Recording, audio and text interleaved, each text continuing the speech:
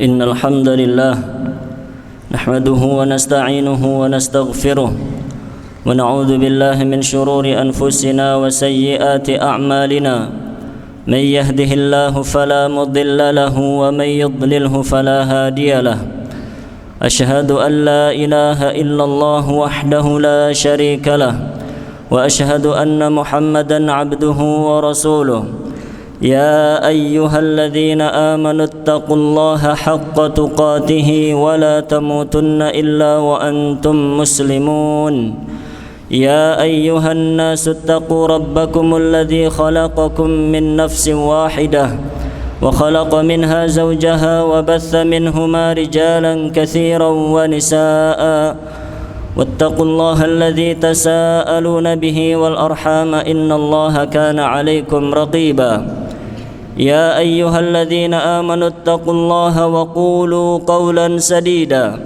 يصلح لكم أعمالكم ويغفر لكم ذنوبكم ومن يطع الله ورسوله فقد فاز فوزا عظيما أما بعد فإن أصدق الحديث كتاب الله وخير الهدي هدي محمد صلى الله عليه وسلم وشر الأمور محدثاتها فإن كل محدثة بدعة وكل بدعة ضلالة وكل ضلالة في النار اللهم صل وسلم وزد وبارك على نبينا محمد وعلى آله وأصحابه أجمعين.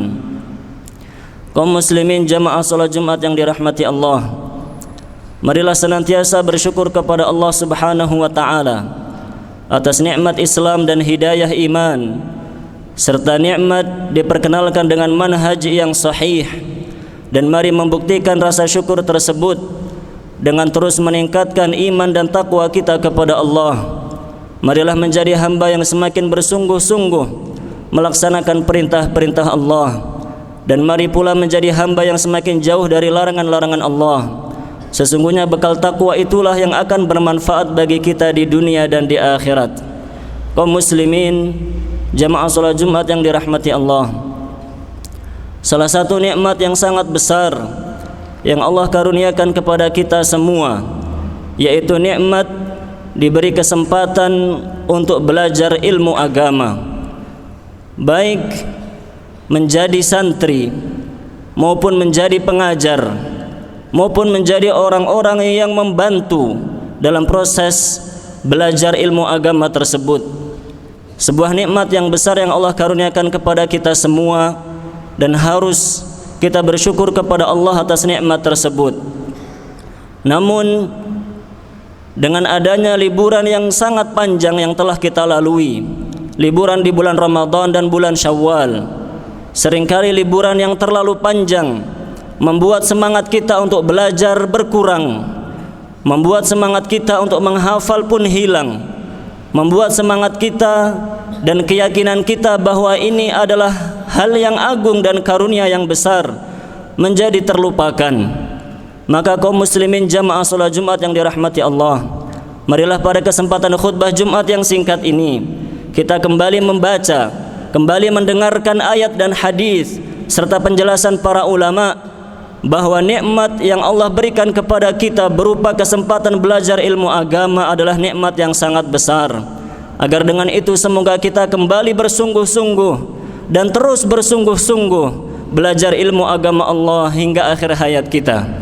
Kaum muslimin jamaah salat Jumat yang dirahmati Allah, hal pertama yang selalu diingatkan oleh para ulama bahwa belajar ilmu agama yang sekarang sedang kita lakukan adalah ibadah kepada Allah, bahwa datangnya kita dari daerah kita masing-masing untuk membaca, menghafalkan dan memahami ilmu agama adalah ibadah kepada Allah yang sangat agung, yang mana apabila kita ikhlas dalam niat kita belajar ilmu agama, maka ibadah ini akan menjadi ibadah yang sangat mulia, berpahala sangat besar lagi tak terhingga.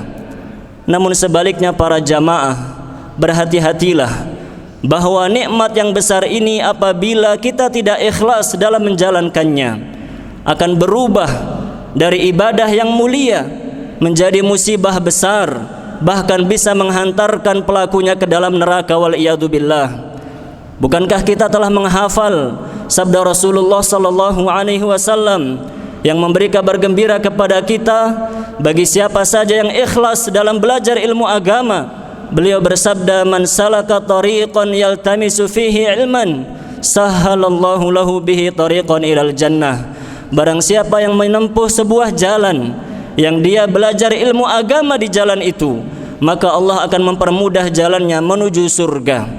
Itu bagi siapa saja yang belajar ilmu agama dengan ikhlas, tulus untuk Allah Subhanahu wa taala. Sebaliknya beliau mengingatkan dan mengancam siapa saja yang tidak ikhlas dalam belajar ilmu agama ini, dia akan dicampakkan ke dalam neraka. Ketika beliau bersabda bahwa ada 3 golongan yang nanti akan pertama kali dicampakkan ke dalam neraka oleh Allah. Salah satu dari 3 golongan itu adalah rajulun ta'allamal ilma wa 'allamah wa qara'al Qur'an, yaitu seorang yang belajar ilmu agama, seorang yang mengajarkan ilmu agama, seorang yang mahir dalam Al-Qur'an, namun dia tidak ikhlas. Fa utiya bihi, maka dia dipanggil oleh Allah, fa'arrafahu ni'amahu fa'arafaha, maka Allah pun mengingatkan hamba ini tentang semua nikmat yang Allah berikan kepada dia, di antaranya nikmat memahami dan mempelajari ilmu agama. Maka Allah bertanya kepadanya, "Madza amilta fiha?" Apa yang kamu amalkan dengan semua nikmat itu? Orang itu menjawab di hadapan Allah, "Ta'allamtu wa qara'tu fikal Qur'an." Ya Allah, aku belajar ikhlas untukmu. Aku menghafal Al-Qur'an dan mempelajari Al-Qur'an ikhlas untukmu. Namun Allah mengatakan, "Kadzabta, kamu dusta." Dan Allah mengatakan, engkau belajar ta'allamta liyuqal alim, engkau belajar hanya supaya diberi gelar alim. Kalau sekarang fitnahnya adalah engkau belajar supaya dapat ijazah, dapat gelar yang mentereng, dihormati dan dipuji-puji oleh manusia. Wa qara'tal Qur'an liyuqal qari, dan kamu belajar supaya digelari sebagai seorang qari, diacungi jempol oleh semua orang. Wa qad qil, dan itu telah engkau dapatkan, semua tujuan duniamu telah engkau dapatkan. Fa umira bihi fasuhiba ala wajhihi hatta ulqiya finnar, maka Allah perintahkan agar orang itu diseret kakinya, wajahnya di bawah, diseret, dicampakkan dan dilemparkan ke dalam api neraka, waliyadzubillah. Bukan karena dia jahil, justru sebaliknya, karena dia belajar ilmu agama, faham ilmu agama, namun dia tidak ikhlas dan tidak mengamalkan ilmunya, maka Allah pun mencampakkan orang itu ke dalam neraka. Maka sebagai nasihat untuk diri pribadi dan jamaah sekalian, marilah senantiasa meluruskan niat kita dalam belajar ilmu agama. Niatkan untuk mencari ridha Allah, niatkan untuk membela agama Allah, niatkan untuk mendakwahkan sunnah Rasulullah sallallahu alaihi wasallam. Buang jauh-jauh kepentingan dunia.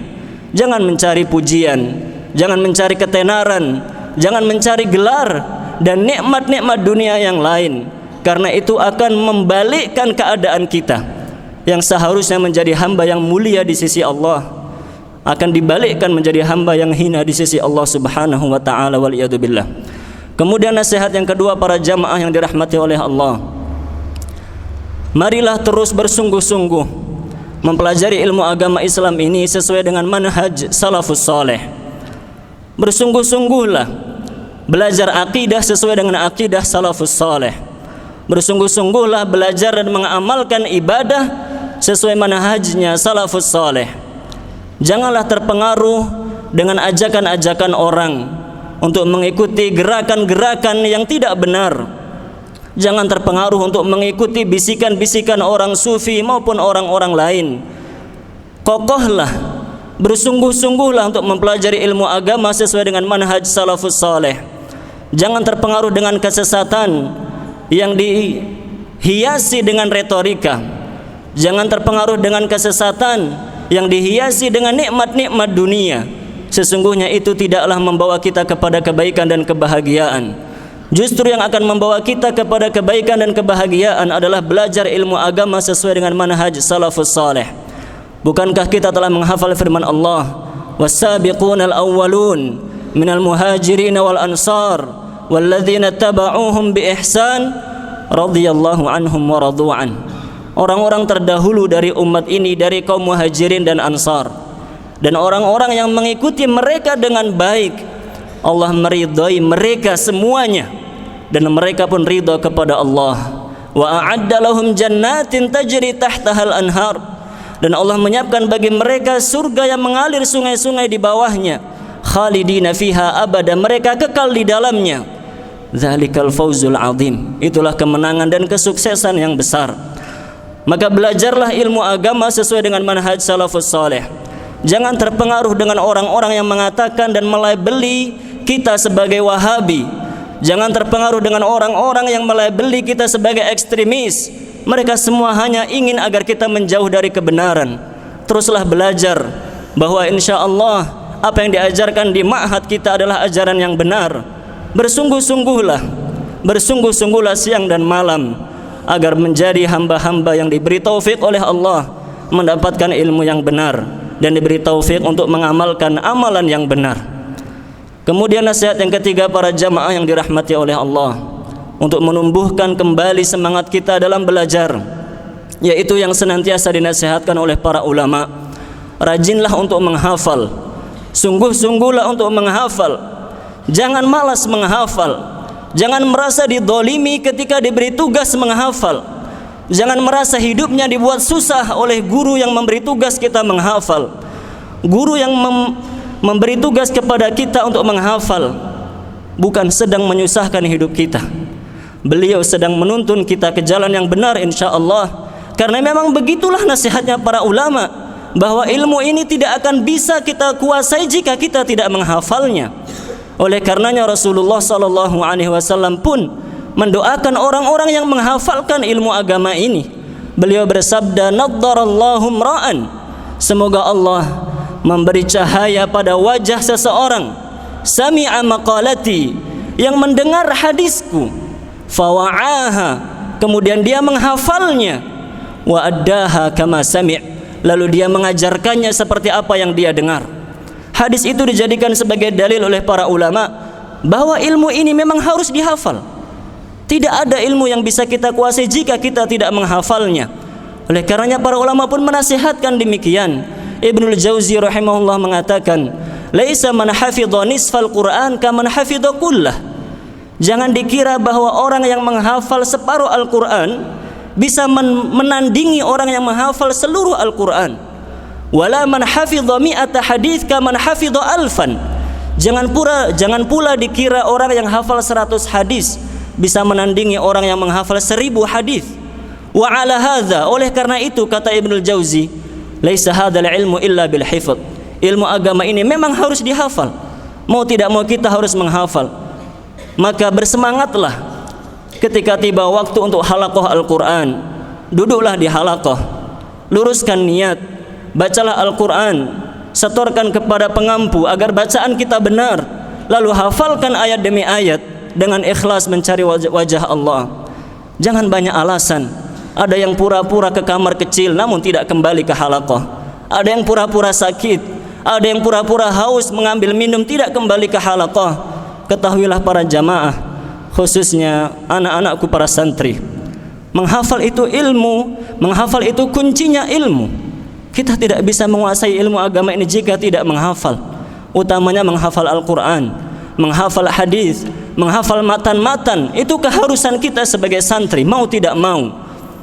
Oleh karenanya diriwayatkan bahwa Al-Imam Al-Auza'i, seorang imam dari kalangan tabi'ut tabi'in, ketika Imam Auza'i atau setiap kali Imam Auza'i itu melihat ada anak muda di majelis beliau, beliau selalu bertanya, ya gulam, qara'tal Qur'an?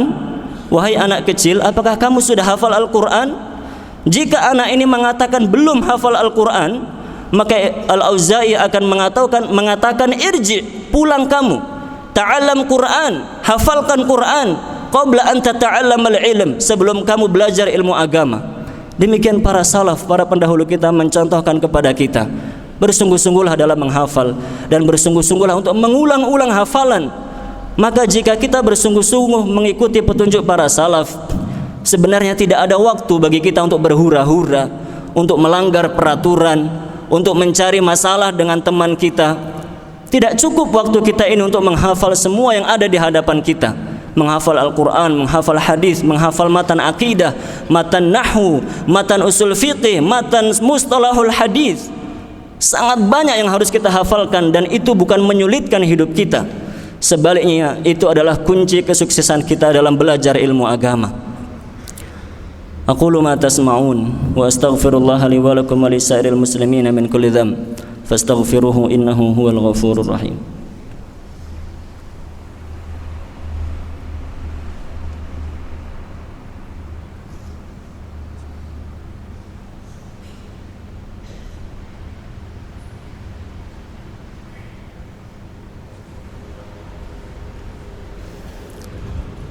Alhamdulillahi rabbil alamin.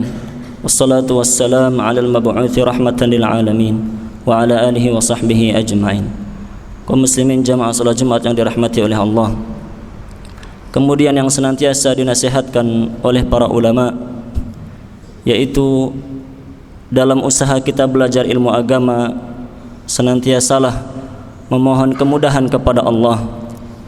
Seorang talibul ilm harus menjadi orang yang paling rajin berdoa, memohon kemudahan dan taufik dari Allah Subhanahu wa ta'ala. Karena ilmu agama ini adalah ilmu yang diturunkan oleh Allah, maka Allah hanya akan memberikannya kepada orang-orang yang Dia kehendaki. Maka mari memperbanyak doa kita kepada Allah, meminta taufik dan kemudahan agar diberi pemahaman yang benar dan amal yang benar dalam ilmu agama Islam ini. Dan ketahuilah para jamaah, dan ini sudah tidak asing lagi bagi kita, bahwa di antara waktu yang paling mustajab bagi kita untuk berdoa adalah ketika kita sholat. Dari sekian banyak waktu dan kondisi paling mustajab yang Allah siapkan bagi kita, di antaranya adalah ketika kita sholat. Maka jangan main-main ketika melaksanakan sholat. Orang yang bijak itu bisa meletakkan segala sesuatu pada tempatnya. Ada waktu diberikan kepada kita untuk bermain dan berolahraga, untuk bersenda gurau dengan teman kita, silahkan dimanfaatkan. Tapi waktu sholat itu bukan waktu untuk bermain-main. Sholat itu kewajiban kita yang paling wajib setelah kita bersyahadat kepada Allah. Maka bagaimana seorang muslim, bahkan seorang talibul ilm, bermain-main ketika dia sedang melaksanakan sholat? Dia tidak akan khusyuk, sedangkan sholat yang tidak khusyuk tidak ada harganya di hadapan Allah. Jamaah salat Jumat yang dirahmati oleh Allah, renungilah bagaimana doa yang kita baca di dalam salat. Bukankah di dalam salat kita memohon kepada Allah hidayah, memohon taufik, memohon ampunan? Semua kita butuhkan dalam usaha kita belajar ilmu agama. Terlebih lagi ketika kita sujud, diperintahkan memperbanyak doa. Banyakkanlah doa di situ untuk agar dimudahkan oleh Allah mendapatkan ilmu agama yang benar. Kemudian juga di antara waktu yang mustajab untuk berdoa adalah ketika kita zikir atau zikir setelah solat. Apa yang kita baca dalam zikir kita setelah solat semua adalah memohon taufik, hidayah, kemudahan, rahmat Allah dan ampunannya. Semua kita butuhkan dalam belajar ilmu agama. Maka jangan malas berzikir. Ada waktu untuk ngobrol, silahkan digunakan. Tapi ketika waktunya solat dan berzikir, jangan gunakan untuk hal-hal yang sia-sia. Begitu pula para jamaah, waktu yang paling mustajab adalah ketika sepertiga malam terakhir. Manfaatkanlah untuk bermunajat kepada Allah, berdoa kepada Allah, memohon kemudahan kepadanya. Maka sedikit nasihat yang disampaikan oleh khatib pada hakikatnya adalah nasihat untuk diri pribadi, namun juga semoga bermanfaat untuk seluruh para jamaah. Karena dengan banyaknya libur yang terlalu panjang, seringkali kita perhatikan semangat santri berkurang, pemahaman santri hilang, begitu pula adabnya berkurang. Semuanya hilang dalam masa-masa liburan itu.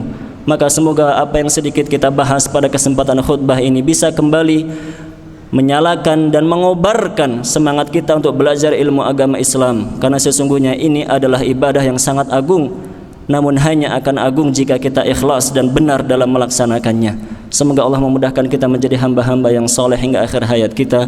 Semoga kita semua meninggal dalam keadaan husnul khatimah. Allahumma salli ala Muhammadin wa ala ali Muhammad kama sallaita ala Ibrahim wa ala ali Ibrahim innaka Hamidum Majid. وبارك على محمد وعلى آل محمد كما باركت على إبراهيم وعلى آل إبراهيم إنك حميد مجيد والحمد لله رب العالمين.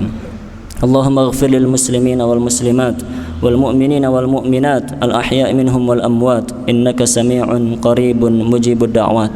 اللهم اغفر لنا ذنوبنا ولوالدينا وارحمهم كما ربونا صغارا. ربنا هب لنا من أزواجنا وذرياتنا قرة أعين واجعلنا للمتقين إماما. اللهم أصلح ولاة أمور المسلمين ووفقهم لما تحب وترضى. ربنا ظلمنا أنفسنا وإن لم تغفر لنا وترحمنا لنكونن من الخاسرين. ربنا آتنا في الدنيا حسنة وفي الآخرة حسنة وقنا عذاب النار. وصلى الله على نبينا محمد وعلى آله وصحبه وبارك وسلم وآخر دعوانا أن الحمد لله رب العالمين.